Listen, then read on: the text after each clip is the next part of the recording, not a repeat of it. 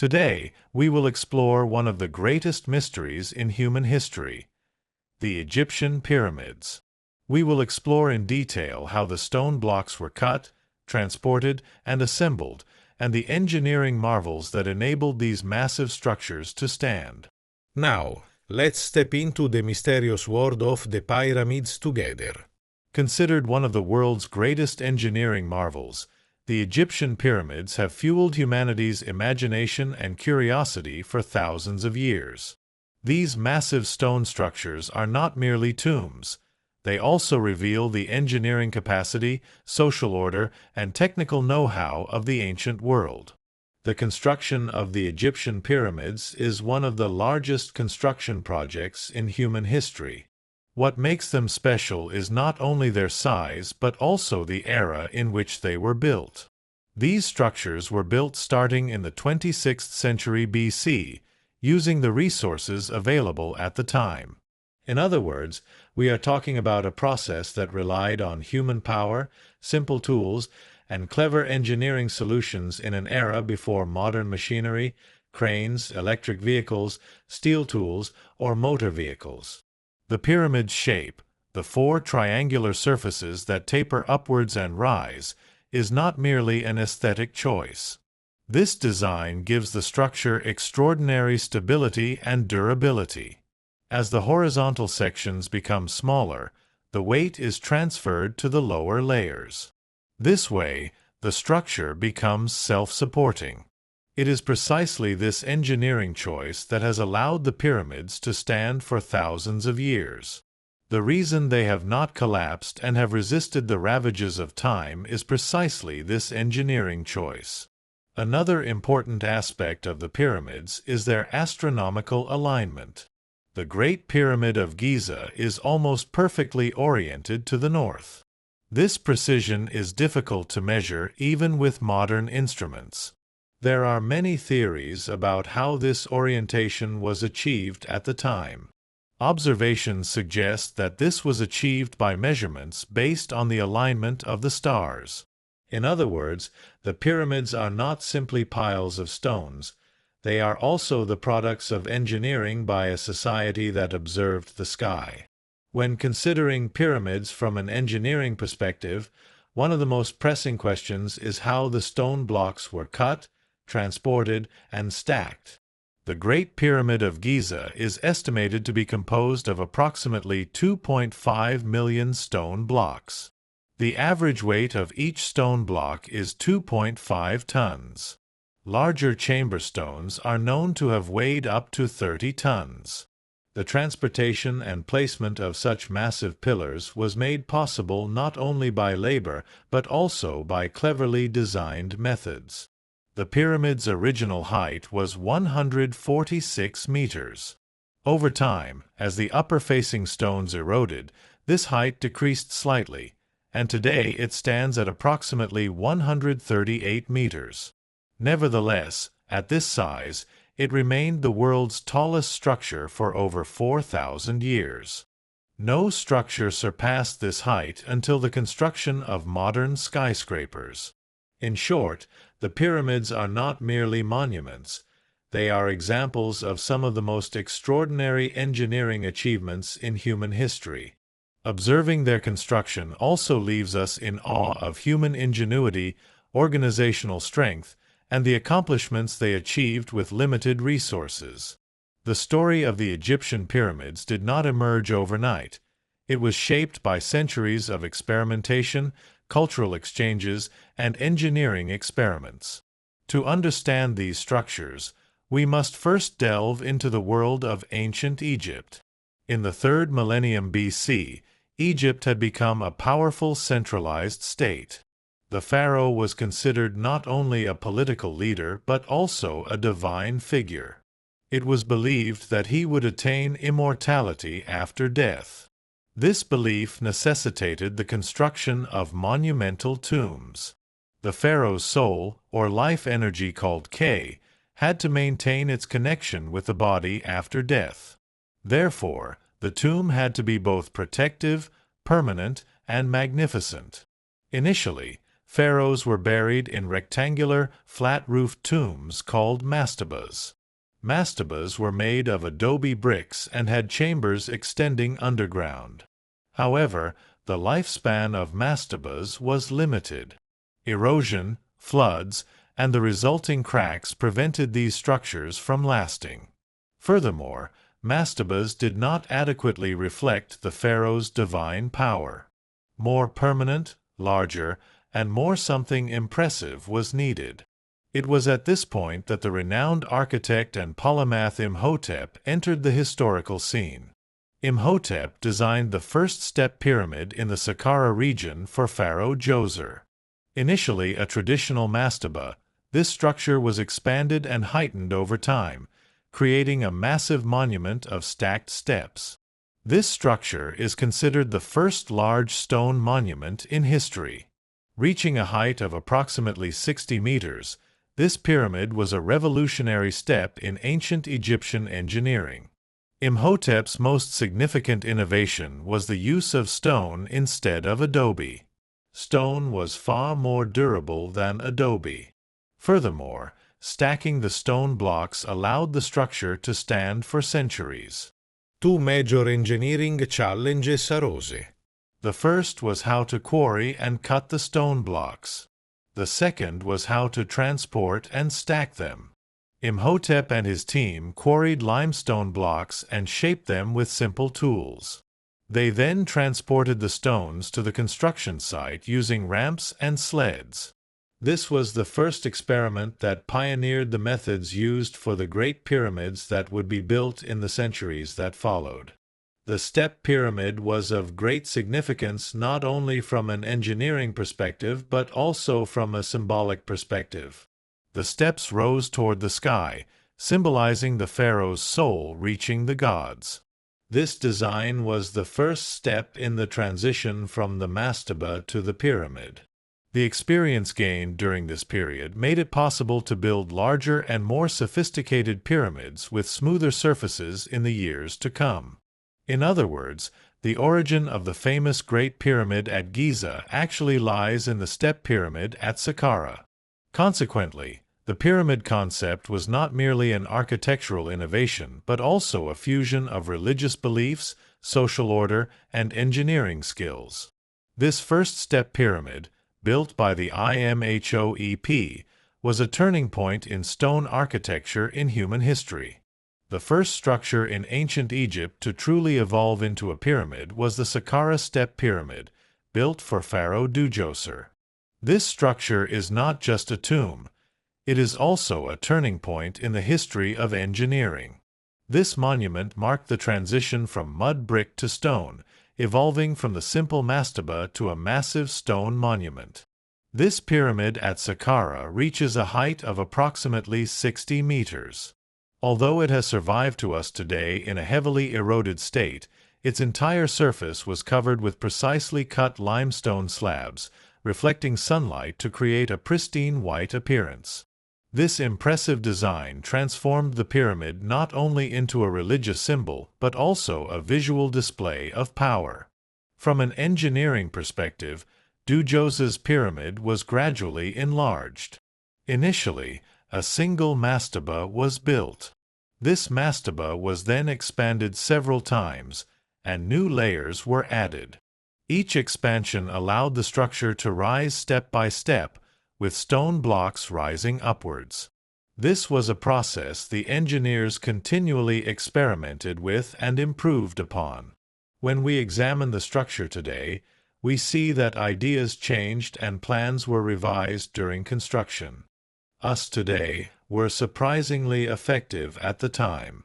Beneath the pyramid lay a complex tomb system. A vertical shaft descending to a depth of approximately 28 meters was connected to this shaft by side galleries. These galleries contained stone chambers, storage areas, and the pharaoh's burial chamber. This underground section was also of significant engineering significance, as it was excavated to withstand the weight of the earth and reinforced with blocks. Djoser's pyramid was more than just the structure itself. A vast complex surrounded by temples, courtyards, ceremonial areas, and walls was built. This demonstrates that the pyramid was not an isolated structure, but part of a larger religious and political structure. Perhaps the greatest achievement of the architect Imhotep was the construction of the complex as a whole. It was a design. Technically, this structure was a testing ground for the limits of stone architecture. It served as a school for later pyramids with more uniform surfaces and enormous dimensions. The step pyramid of Djoss was a starting point for what engineers could achieve in the centuries that followed. The step pyramid at Saqqara demonstrated the evolution of engineering. However, the ultimate goal was to transform step structures into more uniform, geometrically complete pyramids. This transformation was not easy. Many attempts were made along the way. Some failed, while others left engineering lessons for history. One of the first major attempts was the Pyramid of Meidum. This pyramid was initially constructed as a step pyramid. However, the ultimate goal was to transform step structures into more uniform, geometrically complete pyramids. This transformation was not easy. Many attempts were made along the way. Some failed, while others left engineering lessons for history. One of the first major attempts was the Pyramid of Meidum. This pyramid was initially constructed as a step pyramid. Are surfaces to create a smooth slope. However, the engineers did not secure the stone blocks tightly enough and did not fill them properly. As a result, the outer casing collapsed over time. Today, only the skeleton of the Meidum pyramid remains standing. This collapse served as a lesson for Egyptian engineers. If you wanted to build a pyramid with a smooth surface, the angle of the stone blocks, the way they were connected, and the pressure distribution had to be meticulously calculated. The next major experiment was known as the broken pyramid. This structure was built in the Dashur region. Initially, the slope was designed to be very steep, approximately 55 degrees. However, cracks began to appear in the stone blocks during construction. The weight distribution was causing problems in the lower layers. To prevent the structure from collapsing, the engineers decided to alter the slope. As they ascended, they reduced the slope to 43 degrees, resulting in the pyramid's characteristic fractured appearance. This is actually an example of an engineering error being corrected through clever intervention. The broken pyramid can be considered one of the first large-scale engineering corrections in history. After these experiments, the Egyptians developed a more robust design and built the Red Pyramid, located in Dashur. The slope was initially set at 43 degrees. This means the mistake of the broken pyramid was not repeated here. The result was the first true pyramid with a smooth surface, approximately 104 meters high. The arrangement of the stones was tighter, the fastening methods were more robust, and the slope calculations were more controlled. This pyramid still stands in excellent condition today and is considered a predecessor of the Great Pyramids at Giza. From an engineering perspective, these three structures were practically laboratories. The collapse of the outer surface at the pyramid demonstrated how the stones should be fastened. The broken pyramid demonstrated the importance of the angle of inclination in structural stability. The Red Pyramid was a successful application of these lessons. All these experiments demonstrate that Egyptian engineers were not only courageous but also willing to learn. They were not afraid of mistakes. On the contrary, they used each mistake as a way to improve. This is one of the most fundamental principles of engineering: trial, error, and improvement. Ultimately, these experiences paved the way for the construction of the Great Pyramid at Giza. If the pyramid had not collapsed, if the angle error in the broken pyramid had not been detected, perhaps human history would have been deprived of this colossal monument.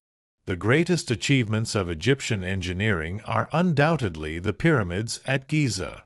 The largest of these, the Pyramid of Khufu, also known as the Pyramid of Cheops, is one of the symbols of human history. However, this massive structure didn't emerge overnight. It was preceded by years of planning, preparation, and resource management. Deciding to build a pyramid wasn't just about stacking stones. This decision also required political, economic, and social organization. Hundreds of thousands of tons of stone had to be transported, tens of thousands of workers employed, food and material supplies secured, and the construction site properly organized. First and foremost, the right location for the pyramid had to be chosen. The Giza Plateau was ideal for this because the limestone soil here was extremely solid. Because the pyramid weighs millions of tons, it was unthinkable to build it on weak ground. Furthermore, it was close to the Nile River. The river was a natural transportation route for stone blocks. Large stone blocks could be transported across the river by boat. It could then be transported to the construction site by road over short distances. Once the site was selected, the area had to be leveled. How was this accomplished in an era without modern surveying equipment? Egyptian engineers possessed surprisingly precise methods. Research shows that the area was first surrounded by ditches, which were then filled with water. The water surface is naturally horizontal. Using this method, workers determined the high and low points of the site and, by excavating or filling in stones, brought the area to a nearly perfect level. Measurements taken today show that the base of the Great Pyramid at Giza is level to within a few centimeters. This precision is a feat not easily achieved even in modern construction. Another crucial step was orientation. The pyramid sides were aligned to face the four cardinal points. The Great Pyramid's declination to the north was only 3 minutes, nearly perfect. This alignment was likely achieved by using the stars. At that time, the pole star was not exactly north as it is today. Therefore, the engineers likely determined north by following the vertical alignment of 2 stars in the night sky. It may have been used in measurements based on the length of the sun's shadow. The planning process considered not only the exterior shape but also the interior structures: burial chambers, passages, ventilation ducts, and relief chambers. All of these had to be calculated before the stone blocks were placed, as a wrong angle or incorrect room placement could jeopardize the entire structure. The engineers also planned how the stones would be transported, which stone would come from where, and which blocks would be used for the interior and the exterior. For example, the high-quality white limestone used for the exterior cladding was brought from the Tura quarries. The harder granite blocks were transported hundreds of kilometers away from Aswan. Transporting these massive stones was an engineering project in itself. This entire planning process reveals that the pyramid was not just a tomb but also a project that demonstrated the state's power and the pharaoh's authority. Everything was meticulously planned before construction began. The number of stone blocks used in the foundation of the Great Pyramid at Giza is approximately 2.5 million. This number alone reveals the scale of the project. So how were these millions of stone blocks cut? How were they transported and how were they placed? First, we need to start with the quarries. The limestone blocks used in most of the pyramid were quarried in the Giza quarries, located just near the construction site. This allowed most of the stones to be brought to the site from a distance of several hundred meters. However, the higher quality white limestone for the exterior cladding was brought from the Tura quarries, and the granite blocks for the interior rooms were brought from Aswan. Giza is approximately 800 kilometers away. This demonstrates that transportation was at least as challenging as the construction itself. Copper tools were used to cut the stones. iron was not yet widespread at the time. Egyptian stonemasons abraded the stones by using copper chisels and saws, which were then supplemented with hard quartz sand.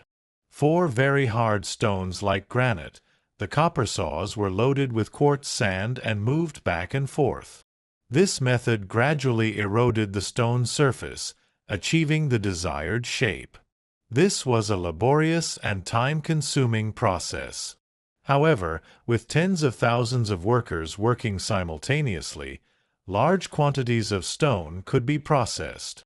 Various methods were used to transport the cut blocks. The most common method was to place the blocks on sleds and have them pulled by the workers. It is believed that water was poured under the sleds to facilitate sliding.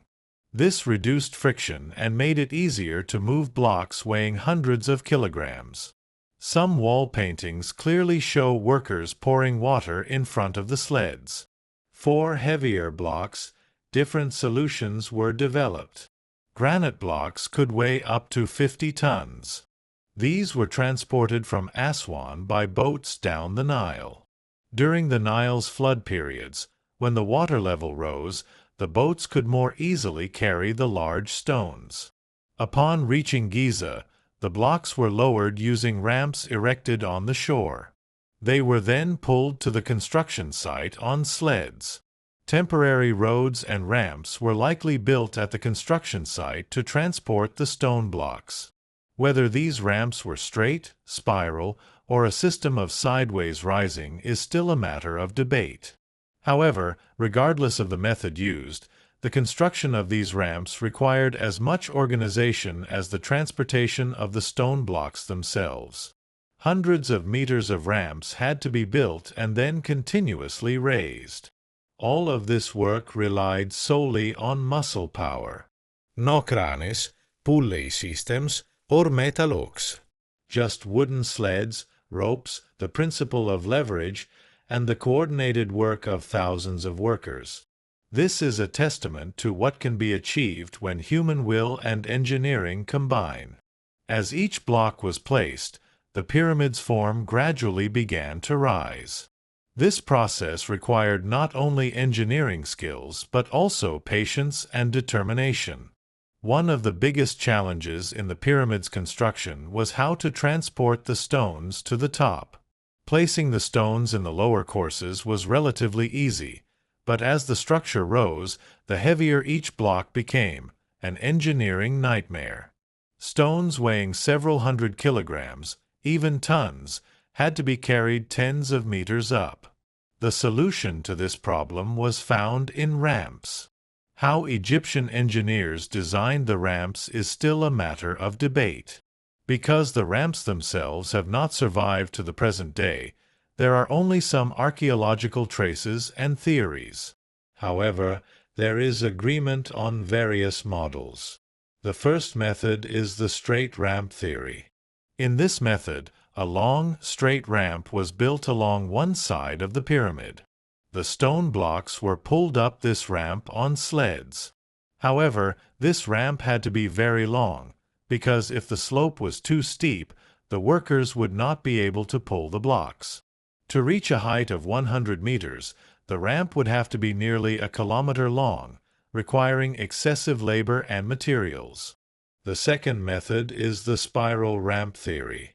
In this method, the ramp would spiral up around the pyramid. This could have been shorter, allowing the blocks to be carried up gradually.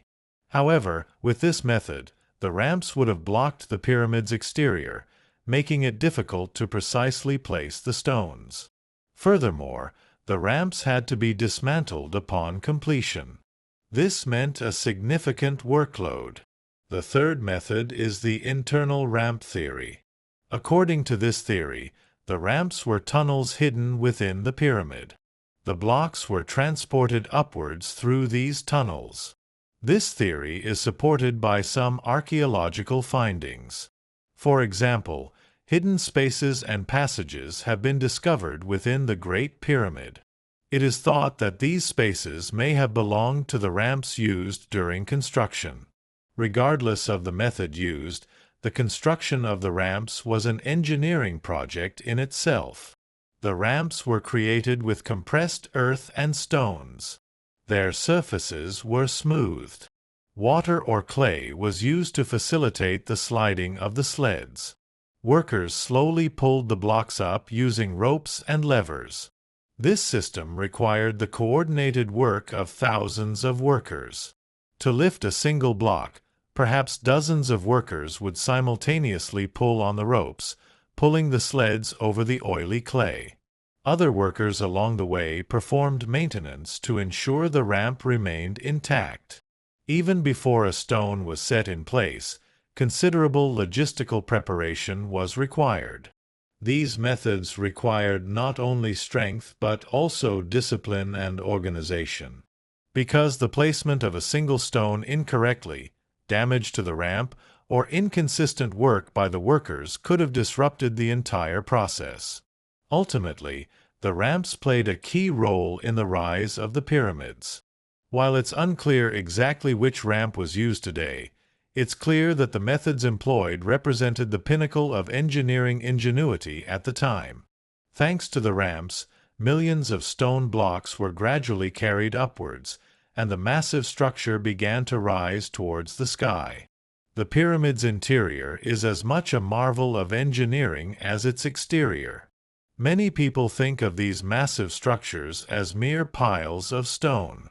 However, inside, they lie an extremely complex structure. The purpose of this structure was not only to conceal the burial chamber for the pharaoh, but also to distribute the structure's weight evenly. The Great Pyramid of Giza, it contains three main chambers: the underground chamber, the Queen S chamber, and the King S chamber. Each of these chambers served different functions and required distinct engineering solutions.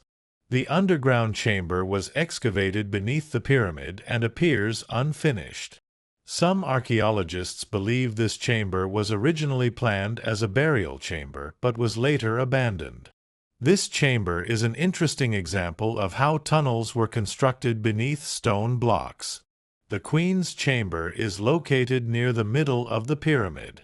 The exact function of this chamber is unknown. Although its name is Queen's, it may not actually be a burial chamber.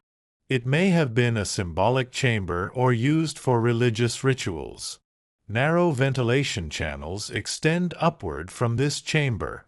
The exact function of these channels is still debated.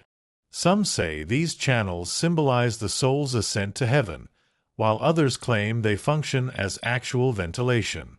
The King's Chamber is the most important section. This chamber is constructed entirely of granite blocks. Granite is much harder than limestone, suggesting it was a material specifically chosen to protect the pharaoh's burial chamber. However, granite is also very heavy. A single block can weigh tens of tons. Bringing such heavy materials from hundreds of kilometers away and placing them within the structure is an extraordinary feat of engineering. The most striking feature of the King's Chamber is the load relief chambers. Directly above the chamber are 5 voids stacked on top of each other. These voids were designed to distribute the weight of the massive stone blocks laterally. If these voids weren't present, the entire weight of the pyramid would fall directly on the ceiling of the King's Chamber, and the ceiling would collapse. This demonstrates the meticulous calculation of pressure distribution. Furthermore, there are ascending and descending passages within the pyramid. These passages are narrow and sloping. They are concealed by stone blocks, preventing intruders from accessing the tomb. Some passages deliberately lead in the wrong direction, resembling a labyrinthine system, making it difficult for grave robbers to find their way. All these interior arrangements demonstrate the following. Pyramids are not only magnificent external structures, their interior architecture is also meticulously thought out. Religious symbols, security measures, and structural engineering are integrated into these chambers. The King's Chamber is the most important section. This chamber is constructed entirely of granite blocks. Granite is much harder than limestone. This suggests that it was a material specifically chosen to protect the pharaoh's burial chamber. However, granite is also very heavy. A single block can weigh tens of tons. Bringing such a heavy material from hundreds of kilometers away and placing it within the structure is an extraordinary feat of engineering. The most striking feature of the king's chamber is the load relief chambers. Directly above the chamber are 5 voids stacked on top of each other. These voids were designed to distribute the weight of the massive stone blocks laterally. If these voids weren't present, the entire weight of the pyramid would fall directly on the ceiling of the king's chamber, and the ceiling would collapse. This demonstrates the meticulous calculation of pressure distribution. Furthermore, there are ascending and descending passages within the pyramid. These passages are narrow and sloping, concealed by stone blocks, preventing intruders from accessing the tomb. Some passages deliberately lead in the wrong direction, resembling a labyrinthine system, making it difficult for grave robbers to find their way. All these interior arrangements demonstrate that pyramids are not only magnificent external structures, their interior architecture is also meticulously planned. Religious symbols, safety measures, and structural engineering all converged in these rooms. Nutrition was crucial. Tons of animal bones were found during the excavations. It appears that the workers regularly ate meat, as well as bread, beer, and vegetables. This proves that they were a well-nourished workforce, not just ordinary peasants. Beer was constantly provided to the workers as both a nutritious drink and a safe source of water. Sanitary conditions were also not overlooked. It has been determined that the broken bones in the skeletons were healed, meaning the workers received treatment. Some even continued to be fed even after they were incapacitated. The workers of this state, it demonstrates that he valued their labor, not merely as a resource to be consumed. The organization resembled a modern construction site. Hundreds of managers supervised the workers, dividing the workload and planning when and where the stones would go. The rapid construction of such a massive structure was only possible with disciplined management. Ultimately, the workers' villages and organizational system are one of the most important clues to understanding how the pyramids survived. It wasn't the size of the stones alone that made this structure possible, but the coordinated labor of the people who assembled them. When we look at the pyramids at Giza today, we see rough stone surfaces. However, this is not the pyramid's original state. When they were first built, the pyramid's exteriors were completely covered with smooth-facing stones, which gleamed in the sunlight. The stones used for the exterior cladding were high-quality white limestone. These stones were quarried in Tura and transported by boat down the Nile.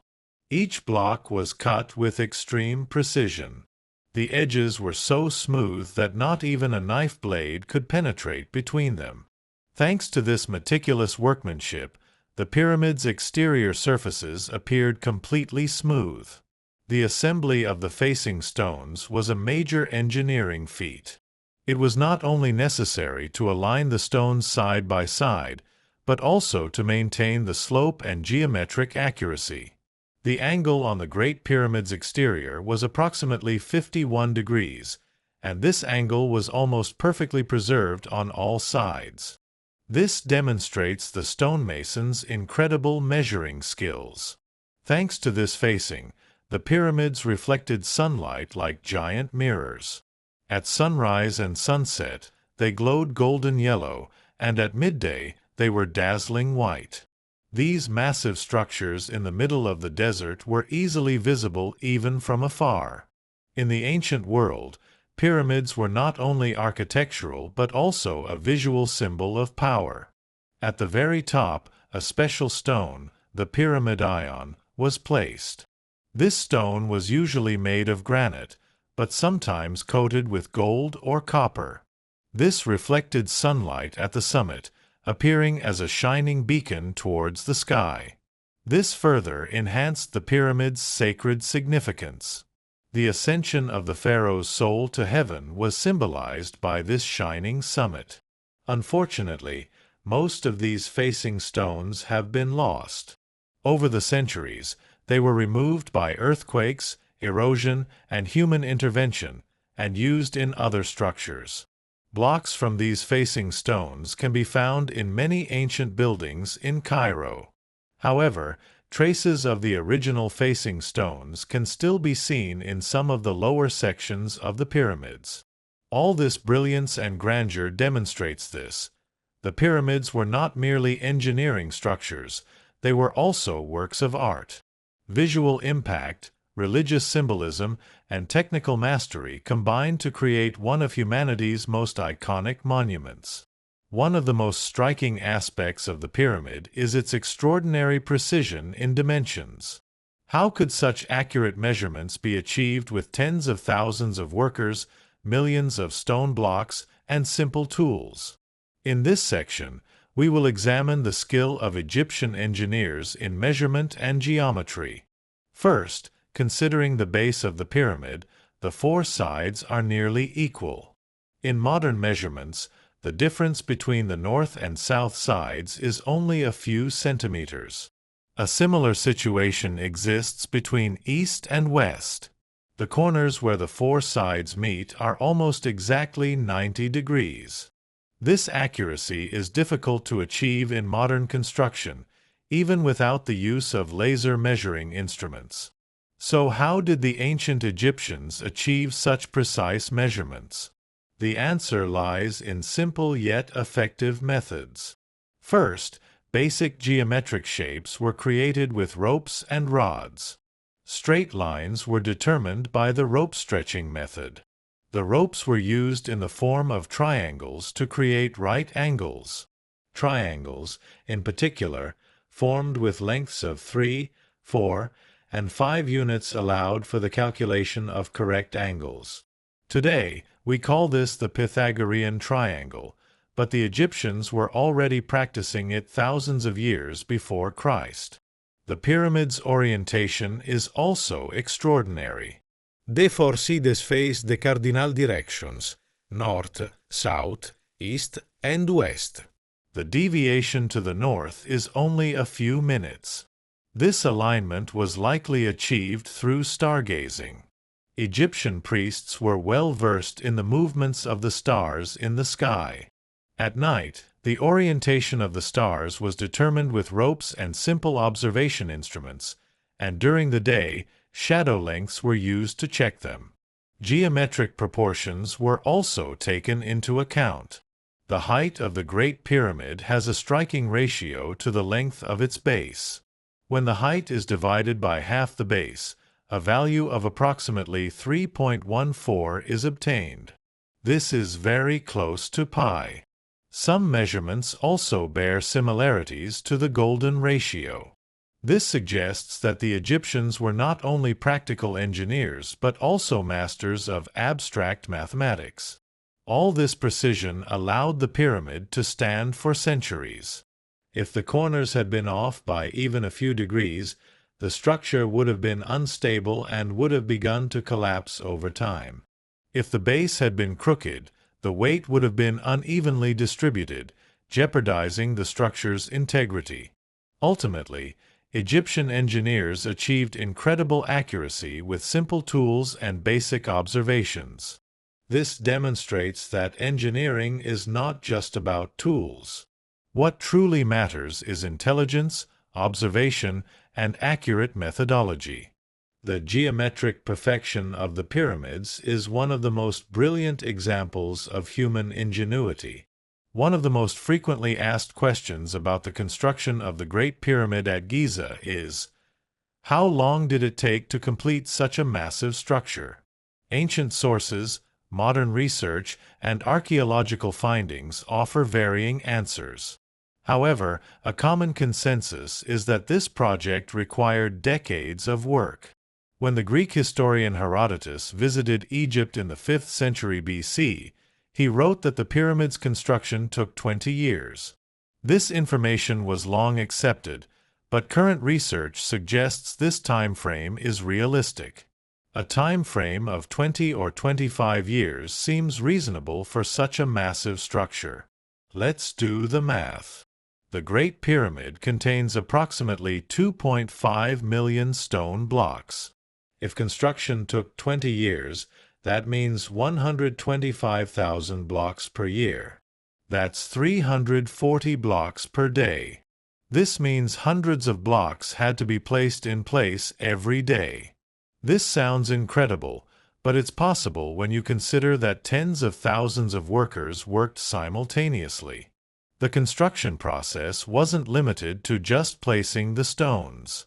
Before then, there was the preparation of quarries, the cutting and transport of blocks, the construction of ramps, the establishment of worker villages, and ongoing maintenance.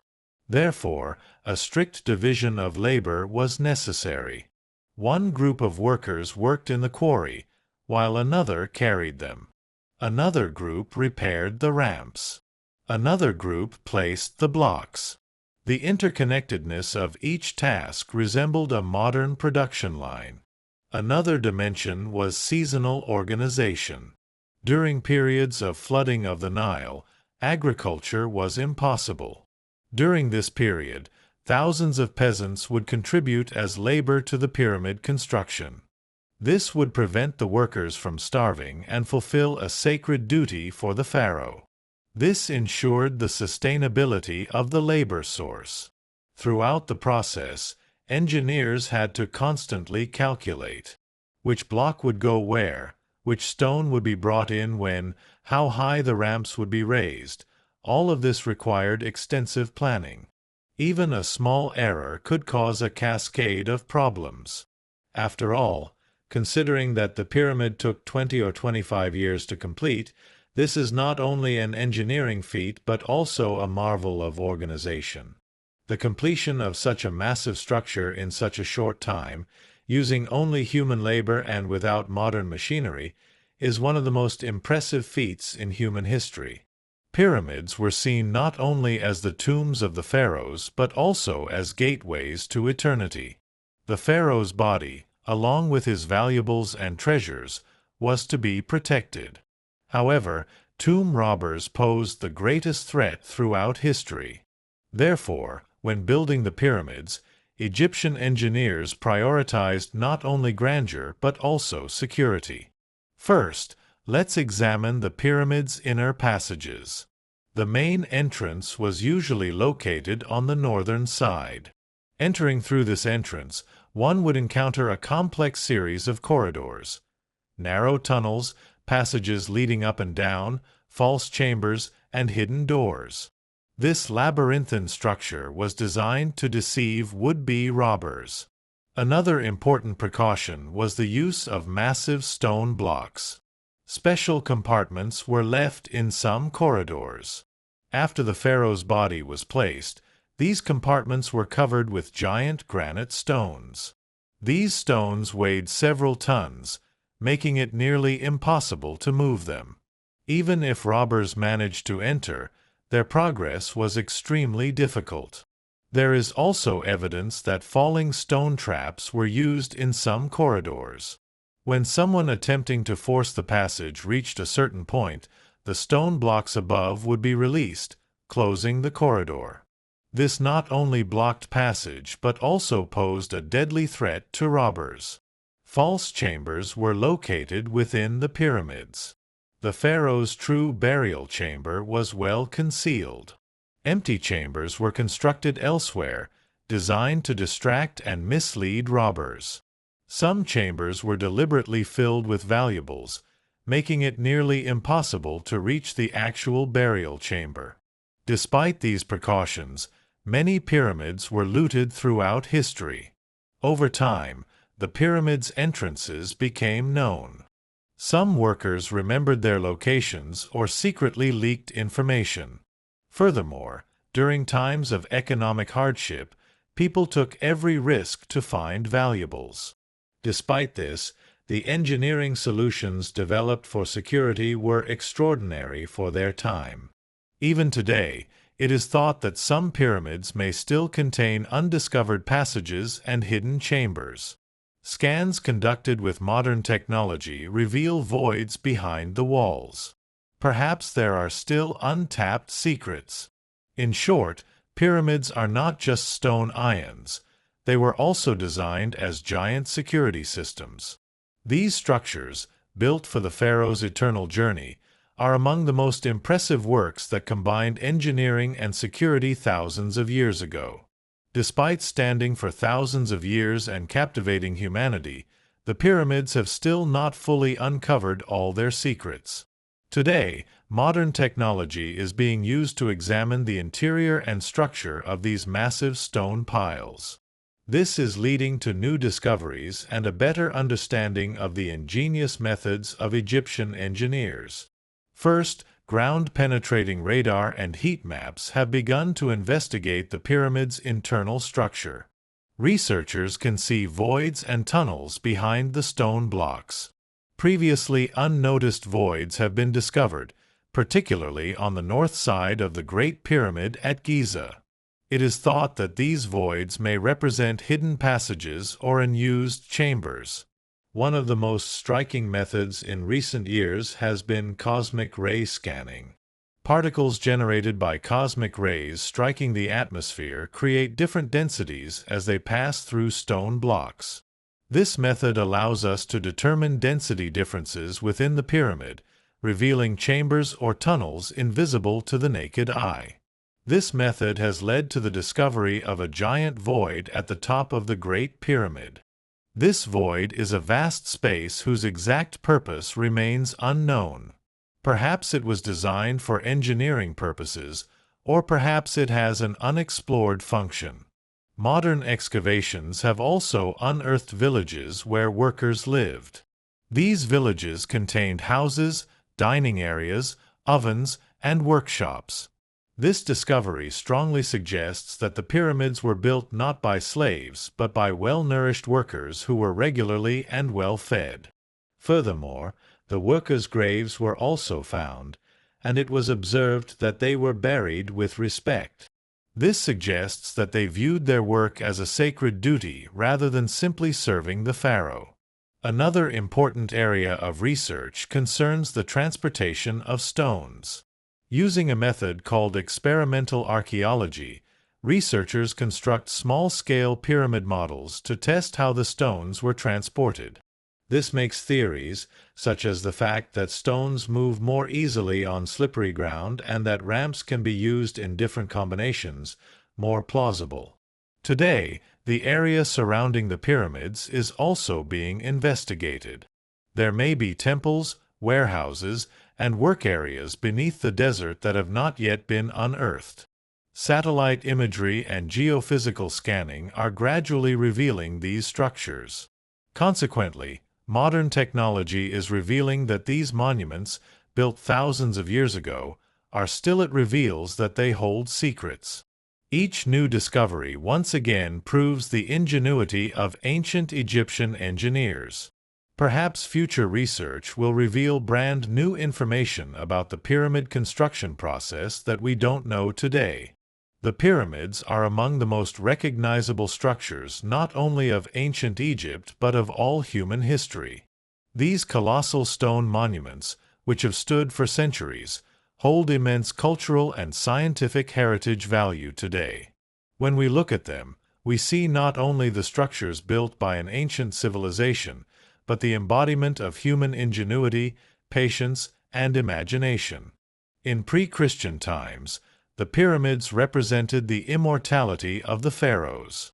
However, for all of humanity today, they have become a connection established in the past. As a part of our shared history, they remind us of where we came from and what we are capable of achieving. In the modern world, pyramids are a popular destination for millions of tourists. The Great Pyramid at Giza is still the only structure from the world's 7 wonders to have survived. Every year, millions of people stand before this stone mound and ponder in wonder how it was built thousands of years ago. This has made the pyramids a symbol not only of Egypt but of the entire world. Pyramids are also a vibrant field of research within the scientific community. Measurements made with every new technology provide new insights into the engineering knowledge of the ancient Egyptians. Even today, pyramids are cited as examples in engineering schools because of their unique planning, organization, geometry, and construction techniques. Culturally, pyramids have inspired countless films, novels, documentaries, and works of art. They are symbols of mystery, power, and permanence. The image of a pyramid evokes not only a structure but also unsolved mysteries and the power of human imagination. But perhaps most importantly, pyramids remind us that even with limited resources, humans can achieve the impossible. Using simple tools, systematic work, and a shared purpose, Egyptian engineers left behind works that stand tall even after thousands of years. This is one of the greatest symbols of human ingenuity. Today, the pyramids are protected as a UNESCO World Heritage Site. They are not only passed down to future generations but also hold an eternal place in humanity's collective memory. When we look at them, we see not only the stones but also the labor, faith, and ingenuity of people who lived thousands of years ago. In short, the pyramids are a bridge between the past and the present. As one of the greatest engineering feats taken at the dawn of civilization, they remain one of the most magnificent legacies in human history. Dear viewer, we've reached the end of this long journey into the mysterious and fascinating construction of the Egyptian pyramids. Perhaps you've already closed your eyes and drifted off into a peaceful sleep. Perhaps you're still wondering how these massive stone blocks were stacked so perfectly. Either way, I hope this narrative has provided you with both calm and insight. The pyramids aren't just the magnificent tombs of the pharaohs. They're also engineering feats that push the boundaries of humanity. Thanks to the labor of tens of thousands of workers, simple yet effective tools, planning in harmony with nature, and incredible perseverance, these structures still stand today. If you've listened this far, I thank you. My goal was to both feed your curiosity and provide a relaxing and stimulating journey that will help you forget the day's weariness. We'll be back in the next video as we explore another engineering marvel. Until then, sleep tight and have sweet dreams.